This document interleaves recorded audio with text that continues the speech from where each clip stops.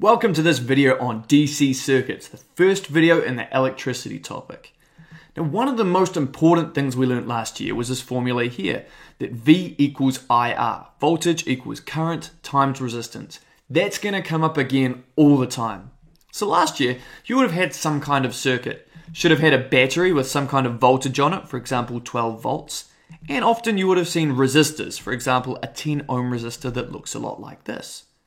Again, then from that, we could calculate the current. And remember, current will flow from the positive terminal of the battery, that's the big side of the battery, once it's gained this voltage, go all the way around, lose its energy over the resistor, come back around to the battery, the small negative terminal, and then go back around. So current flows from the positive terminal out around to the negative terminal. So using our V equals IR formula, we could actually calculate this current. If we rearrange the formula to get current equals, we have voltage divided by resistance, which in this case is 12 divided by the 10 ohms of resistance. That's going to give us a current of 1.2 amps.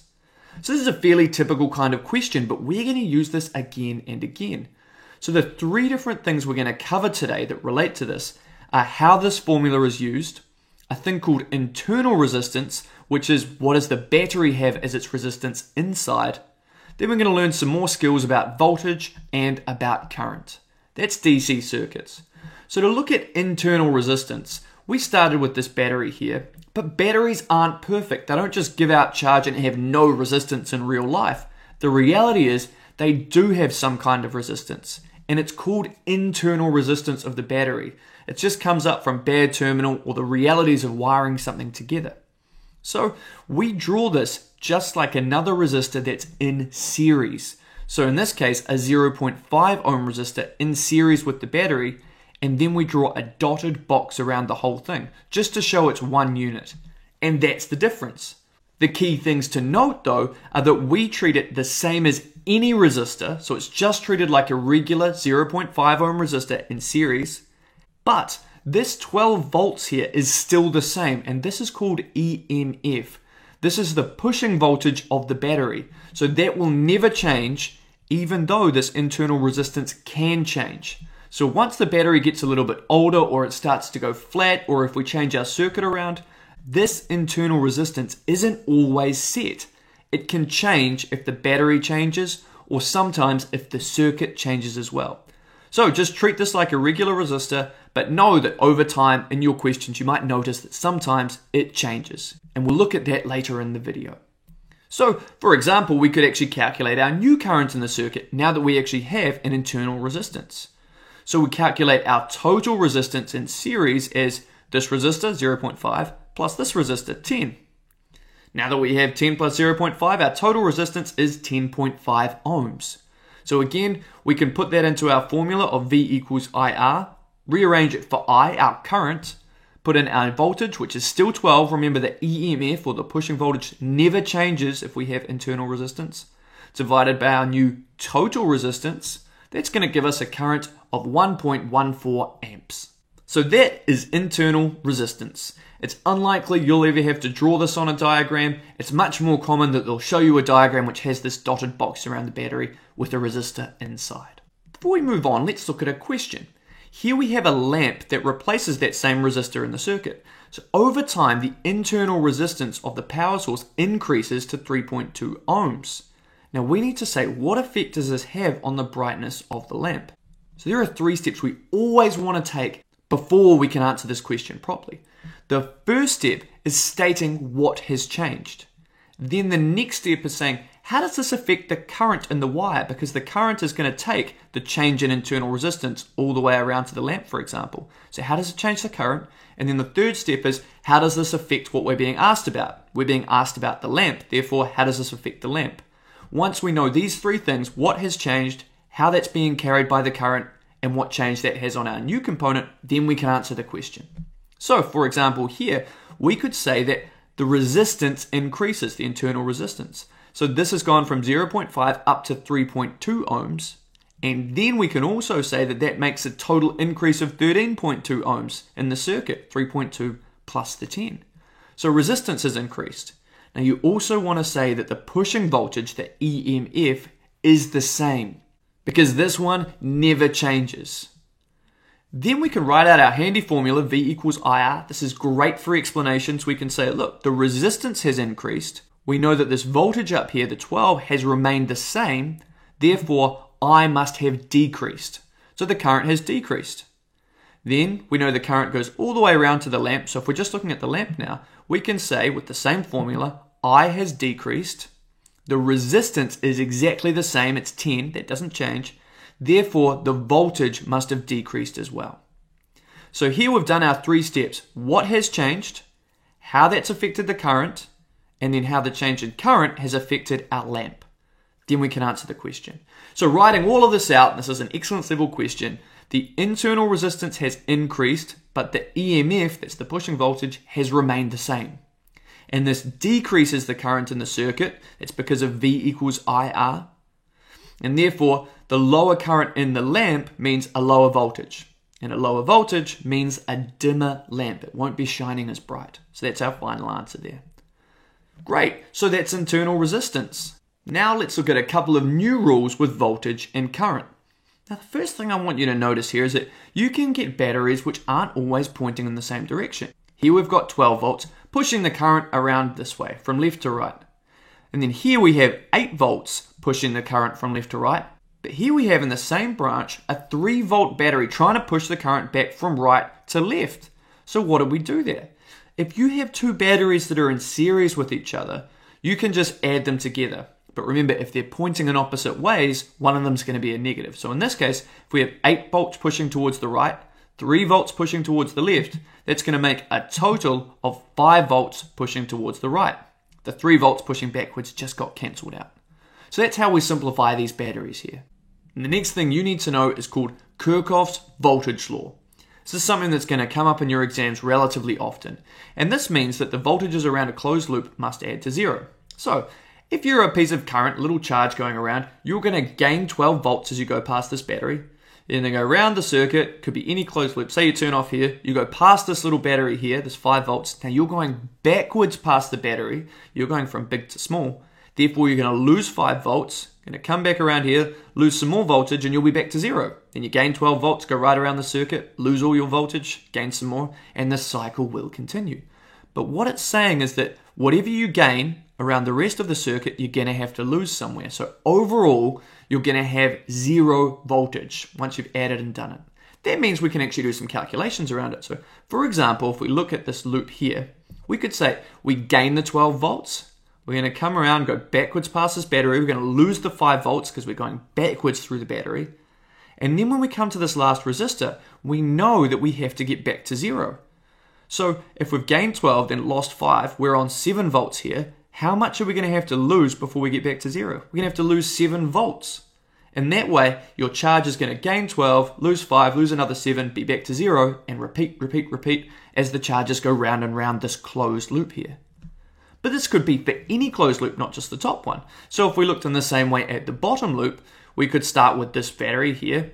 Now, in this way, when you look at the direction we're going past the battery in the correct direction, you can just choose any direction, clockwise or anti-clockwise, it doesn't matter.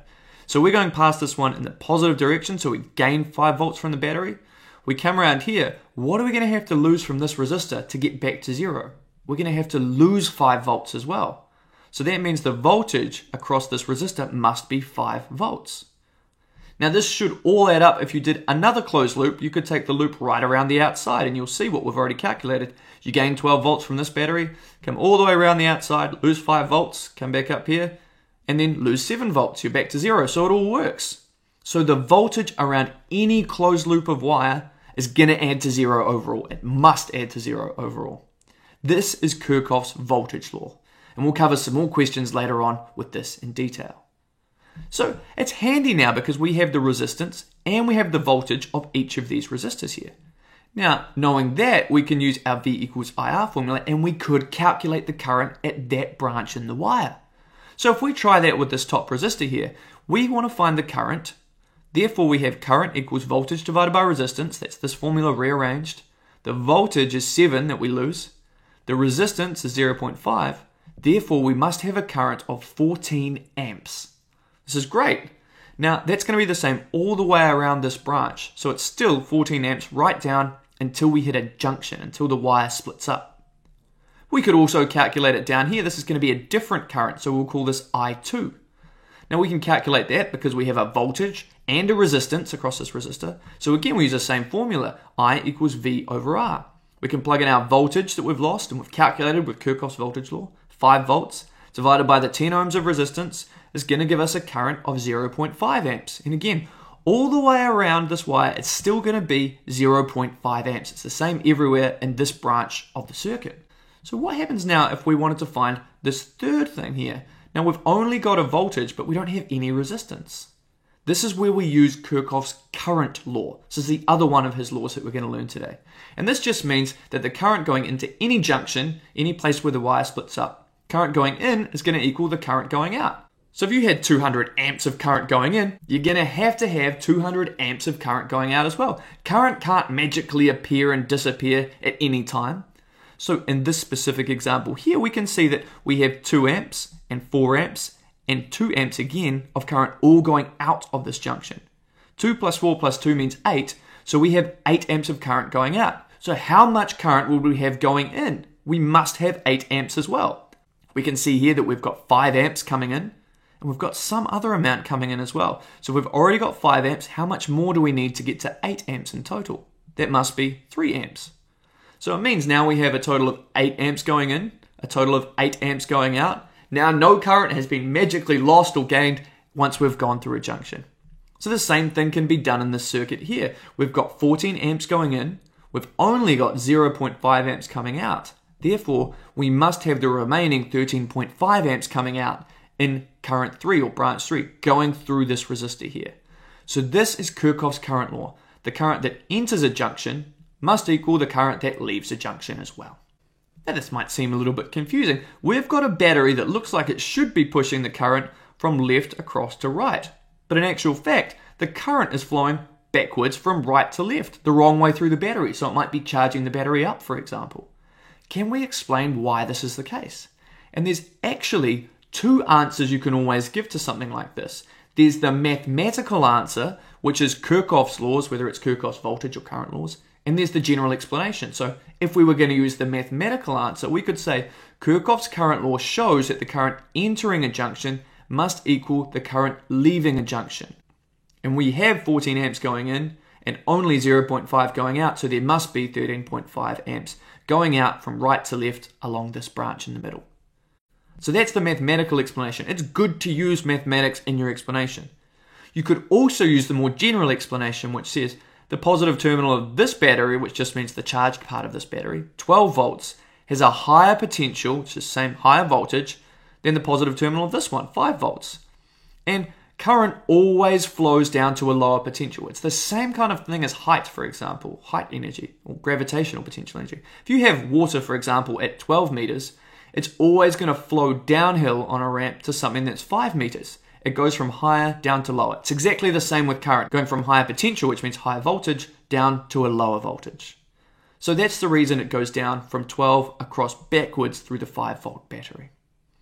Alright, so here's what you need to know. The first thing is this formula. V equals IR is going to be your most important formula for DC circuits, both in your explanations and in your calculations.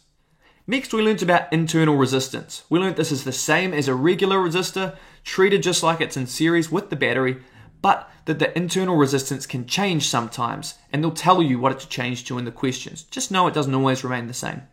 But the pushing voltage, the EMF, shown by this sign here, epsilon, always remains the same. So that never changes, and it's good to state that when you're talking about internal resistance. The next thing we learned was Kirchhoff's voltage law.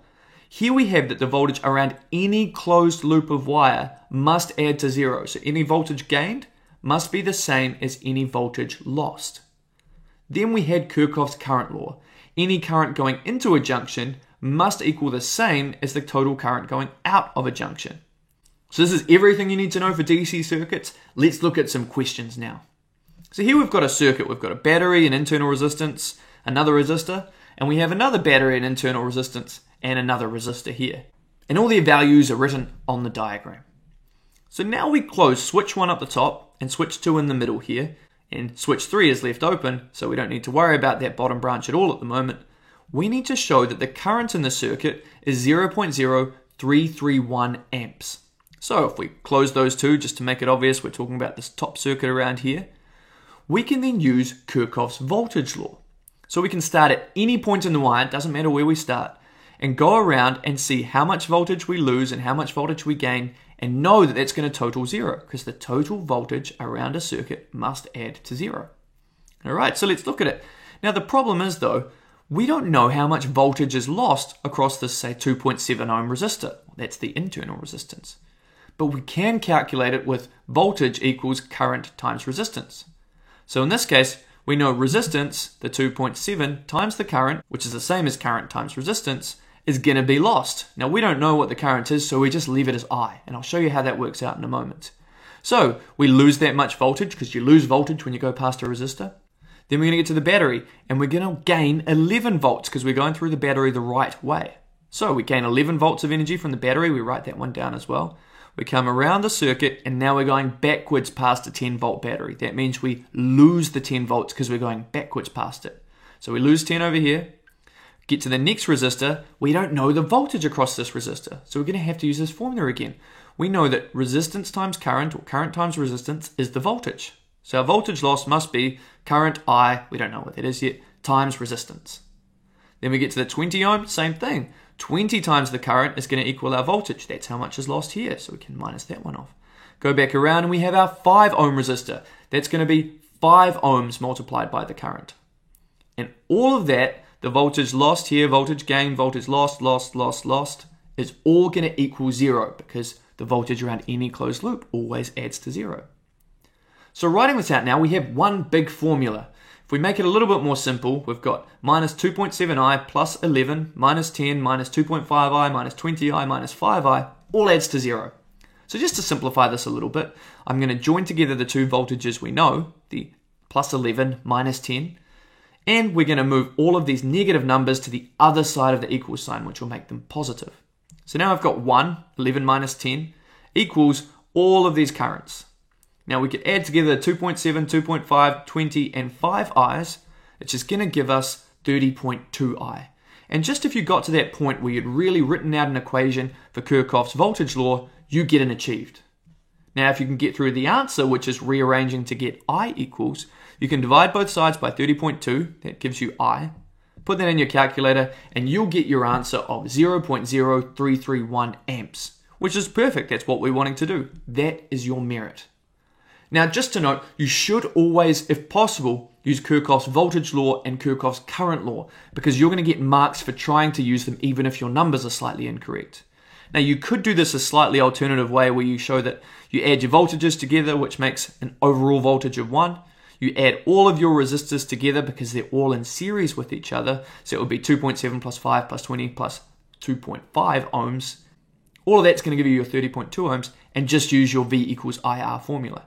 That would give you the same answer, but you wouldn't get all the points along the way for showing you're working for Kirchhoff's voltage law or for Kirchhoff's current law, and you'd need to make sure you got your answer perfect. Let's try a different question now. So in which direction is the current going to be flowing through switch 1? That's the branch up the top here. So in order to answer that, we can say that it's going to be going around from right to left, or anti-clockwise would be the same thing. And we can use two types of explanations. Our regular explanation, which will say something like it'll flow from right to left or anti-clockwise, because the positive terminal of this is a higher potential than the positive terminal of the 10 volt battery. So therefore, current always flows from higher potential down to lower potential. That's just the direction.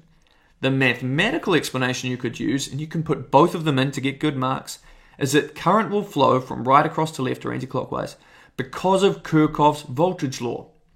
Now this was shown when we solved for current and we used our direction when we were calculating the current as anti-clockwise, and our current came out as positive. Therefore, current must also be going anti-clockwise. Great, so that's an achieved level question, just saying how did you know it went from right to left? You can write mathematically, or you can just explain it's going from higher voltage down to lower voltage. Now for the next question, if we close switch S3 here, now all three switches are closed. We need to use Kirchhoff's laws to show that the current through switch 3 is 1.87 amps. So now we know there's going to be a different current in all three branches. It's going to be some current coming through this top branch, current going through the middle branch, and some current coming through the bottom branch. So we're going to call them I1, I2, and I3. Now how do we calculate it? We can use Kirchhoff's voltage law to figure out what the current I1 is, then to figure out what current I2 is, and they're going to add together to make current I3. Because we know that the current going into any junction is going to equal the current going out of a junction. So using this, we're going to start off with this 2.0 ohm resistor. You could start anywhere at all and remember our V equals IR formula. So the voltage lost across this resistor is I times R, or the 2.7 ohms multiplied by I1, the current in this circuit. So that's your voltage lost across here. That's why there's a minus. Then you go through the battery, you're going to gain 11 volts of energy. Then if we go right around this outside loop, there's nothing, nothing, nothing, nothing, until we get back around to this 5 ohm resistor, where you're going to lose 5 times the current. Writing all of that out, the plus 11 minus 2.7 I1 minus 5 I1, we know that that must equal 0, because the voltage around a closed loop must all add to 0. So we can actually solve. If we add the 2.7i and the 5i to the other side of the equation, we get 11 equals 7.7 times the current. Rearranging for current, we get an answer of 1.4286 amps, and that's going to be I1. Great!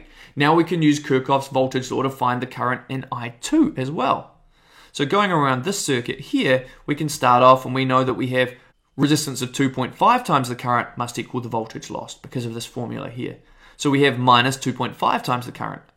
Then, because we're going the correct way through the battery, we're going to gain 10 volts. We're going to go around the circuit. There's nothing down here until we get back to this 20 ohm resistor. And again, it's going to be the 20 ohms, the resistance, multiplied by the current in that branch. So here we have the voltage around a closed loop must equal 0. We can write that out as an equation. Then we write 10 to simplify it equals the 22.5 multiplied by our current in branch 2. Rearranging this to get our current I2, we have 10 divided by 22.5, and that gives us a current of 0.4444 amps. Great, so now we know I1, now we know I2, we know that those two must add together to make I3. So if we write out our current law, we know that the current going in, I1 and I2, must equal the current going out, I3.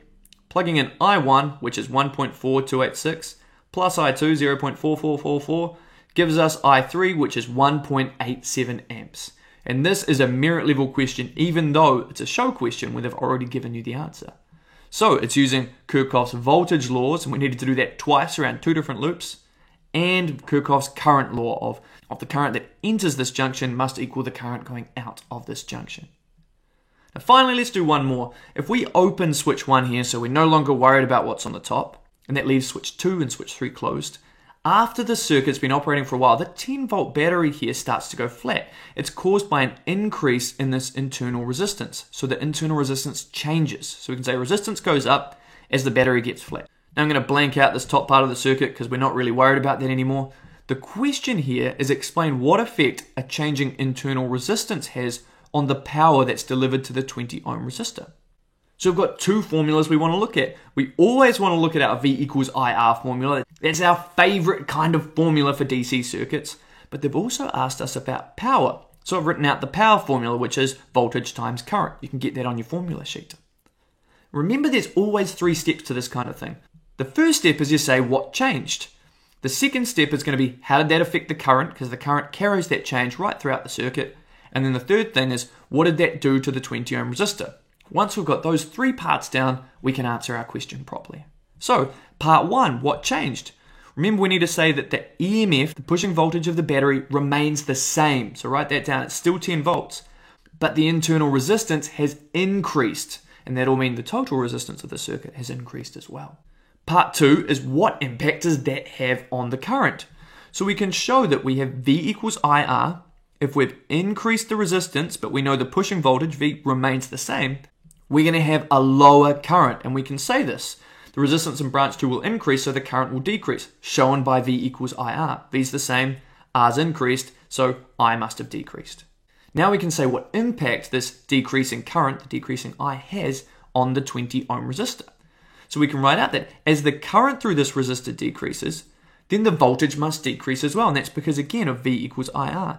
The resistance stays the same, it's a 20 ohm resistor. It hasn't changed at all. but the current has gotten less, therefore the voltage must be less as well. So you've done all three parts. What changed, how the current was affected, and how this 20 ohm resistor was affected. Now the final part is to answer the question, which is what effect will this have on the power? Now we know that power is voltage times current. Both the voltage and the current in the resistor have decreased. Therefore we can write that the power must drop as well because our voltage has dropped and our current has dropped. It's shown by our formula P equals VI. And this is an excellence level explanation. So this is how we do DC circuits. Internal resistance, Kirchhoff's current law, Kirchhoff's voltage law, and a whole lot of V equals IR.